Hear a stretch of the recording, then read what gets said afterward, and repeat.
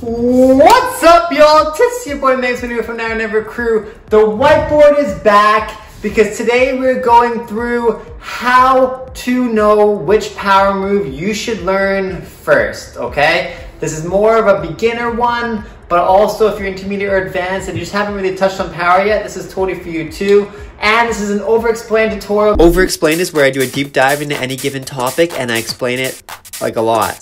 So we should probably get into it so I don't stop, wasting your time. Okay, bye. Because as you can see, your boy, oh my God, hit himself in the face with that one. Also, if you want to see my hilarious setup, here you go. Can you guys see? Wait. There you go. That's you. Isn't that great? You're on a little, a foam roller. Anyways, I should probably buy a tripod. But with that being said, let's get into it. So the biggest philosophy that I've kind of been playing with recently is the idea that you must start out, and everyone must start with kind of like a backspin or a hang glide or one of the most basic power moves, right? And in my opinion, that's not necessarily true because we all come from different backgrounds when we start breaking. You may have a gymnast background, you may be super flexible, maybe you're not flexible at all, maybe you're naturally good at handstands, maybe you grew up and your dad was like, do more handstands, Jay! Or maybe you grew up on the ground or you're super flexible or I don't know. But whatever your background you have coming into breaking, you should use that. And that's the fun part about breaking is we can specialize wherever we want to specialize. So also with power, I really forced myself into learning certain power moves because I thought they were the easiest power moves and they're the ones that everyone should be doing first. But as I've been teaching power more and more, because I didn't really teach power much when I was beginning teaching because I didn't do much power. So why am I going to teach something that I don't really do? And my power background still isn't vast by any means, so take everything that I'm saying with a huge grain of salt. This is just kind of what I've been realizing as I've been teaching more and more, that if you allow someone to naturally gravitate towards what they prefer and what they love maybe within breaking the most, it's going to make you obviously want to do breaking more. And that's kind of the goal, okay? Is yes, you want to have your foundation, you want to have all your moves, maybe you want to win, maybe you don't, I don't care, it doesn't really matter. But the reality is we all want certain moves and movements. We should always start off in the place that motivates you to do it more. Let's say you want like 1990s, okay? And your body is naturally gifted for 1990s, but your teacher is like, nope, you gotta start with hand glides. That may demotivate you to train and maybe actually lower your level because you're barely gonna do power because your teacher told you only to do hand glides first because that's where you should start because that's where everyone starts and that's what Mr. Timmy with his big top hat told you to do. So with all that being said, I'm gonna kind of give you guys my power move tree, which is kind of like looking at your base roots, hence it being a tree, and then seeing what you can build it up into, okay? So in my opinion, the bottom here is basically your starting point.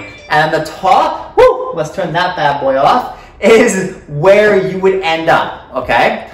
So without further ado, let's get into it, okay? So you're natural at what? Well, after this video, hopefully you kind of know. So we're gonna go through backspins, crickets, turtles, hand glides, 90s, 2000s hand hops, windmills, swipes, flares, head spins, and halos, okay?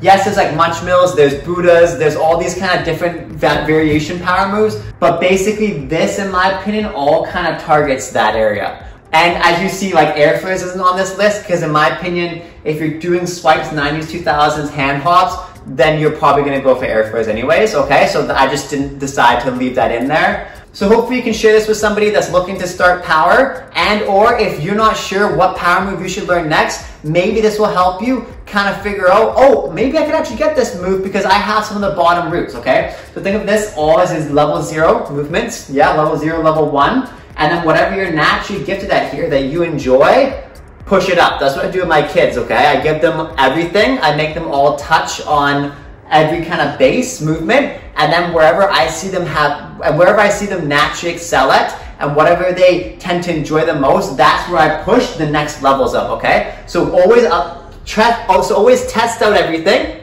and then whatever you naturally like and pursue, and whatever you naturally enjoy and are good at, push that level up, and then you'll actually enjoy training the power move, which is actually the goal. Starting off with backspins. Split flexibility, level 0, okay? You wanna have decent split flexibility for backspins because the more you have splits, the deeper you can go, the harder windup you can get, you know, etc. Then from there, back windmills, you wanna have a back windmill because it teaches you how to get into the backspin position. Then floor work. Also, if someone's naturally gifted at floor work, they like kind of spinning and sliding around their body, I figure backspins is a great way to go. Then from there, I would transition them into backspins, okay? So again, as you can see, there's not many levels here because it's a pretty basic movement, right? Next up, we have your crickets, your turtles, your hang glides. Adding them all in because you can start in any of them, and none of them, in my opinion, are like the necessity, right? If you're gonna do crickets, you probably want hang glides first. If you're gonna do turtles, though, you don't necessarily have to have hang glides. So all these prerequisites underneath them don't necessarily all apply to hang glides or to turtles or to crickets. They're each things that I would push in front of someone's face, okay, when they're learning turtle style stuff, and then whichever one they're naturally more gifted at, I would push hang glides, turtles, or crickets towards, okay? So, single stab balance, just on one arm, okay? If they're naturally gifted at that, or you are, I would push them from here into crickets and hang glides, okay? Because hang glides eventually you want to push into a single-handed handspin, right? And same with crickets, because if you can go on one hand, then eventually you can be pushing into jackhammers and stuff later on, right?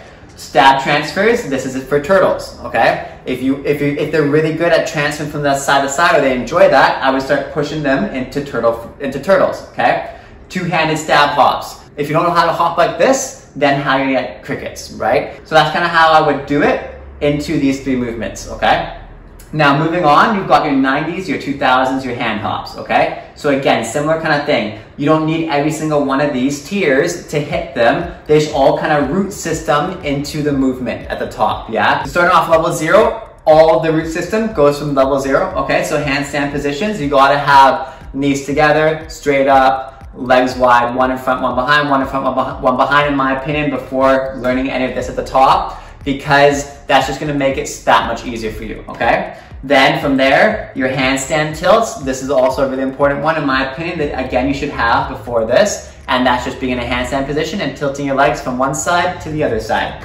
Then from there, this is where you start getting into your specified stuff. You've got your grab hand handstand. This is the 2000 position that you're spinning in, but in a handstand position. If you can hold that at all, then when you're spinning in a 2000, it's gonna be much easier, right? So then that would transfer directly to 2000. So if that person's good at that, right, I would throw it at them. If they enjoy it, then start pushing 2000s. Single straddle handstand, that's being able to hold a one-handed handstand with your legs wide. Okay, again, you don't have to have that for super long, but if you can hold that position for even a moment or maybe 2 or 3, then I would start pushing them into 90s, right? Because then I understand that they enjoy one-handed balance, so maybe we can start spinning on that one-handed balance. From there, tornadoes, okay? Tornadoes is really important for 90s, 2000s, everything. You need to learn how to spin first, so that's a super prerequisite for 90s and 2000s. Also, your single straddle handstand, really important for your hand hops too. I would start teaching them hand hops if they have that single hand, because then they can do single hand hops, obviously, all right? Then going into your windmills. So I don't have stab windmills in here because in my opinion, no one should start off learning stab windmills, but you can just very easily rework this to be stabbed, okay? So if it is stab windmills, just add a stab in this position as well, rather than going from your headstand, yeah? I just, again, in my opinion, is a weaker way to learn windmills. But if you need to and you learn it that way, then by all means learn it that way, right? So windmills, starting off at the bottom, you wanna have a headstand. If they're good at headstands, great, move on. Shoulder freeze as well, because you wanna have shoulder and head, obviously, because the windmill is going through a headstand and a shoulder freeze. So these are the first 2 things I look at. They like headstands, awesome. You like shoulder freeze, great. Then from there, shoulder freeze transfers. There's a transfer from one shoulder freeze, upper back to other side shoulder freeze. That's the next one. If they have that solid, great, let's move on. Then I start teaching them how to do shoulder to headstand, free stabs, right? And headstand to shoulder freeze in reverse, yeah? Then if all of that they really enjoy, I would start pushing them into a freeze motion windmill that's going from headstand, shoulder freeze, upper back, shoulder freeze to headstand again. Basically a windmill, but within your freezes. Then from there, we transition into windmills, right? So again, you can see how each thing connects to the next thing, And that's how you kind of gauge if it's something that you like to do at the end, right? From there, let's go to swipes.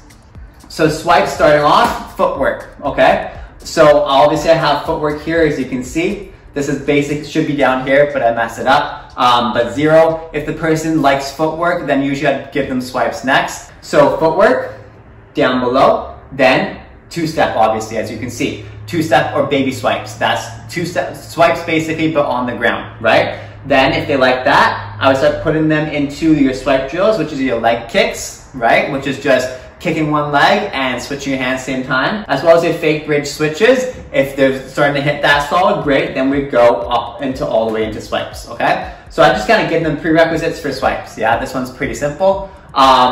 Then from there, flares, okay? So flares is kind of a hard one to gauge if someone naturally wants to do it, because you kind of have to have a very specific background. This may help to guide you to see if this is something that you could probably do, okay? So starting at the bottom, this is side planks, but in a V position, okay? Or V plank sides. So this is basically on one hand or on one elbow and having your legs split like that. And then above that, as you can see, there's split flexibility. If you want to have flares, you got to have decent splits. If you have that, move it up, right? 1-step, if someone has really solid 1-step, that also tells me that they're gonna have a good kick for flares. So again, another little trigger that would allow me to believe that they're gonna be good at flares. Then from there, transfer freezes are also a good way. If they have the core strength to hold their bum off the ground in a transfer freeze position, just the basic ones, then that will tell me that they have the strength to hold their bum off the ground, and that flares is something that they're probably ready for. Then go a bit more extreme. You definitely don't have to have V-sits to do flares, but it is going to be a drastic help if you do.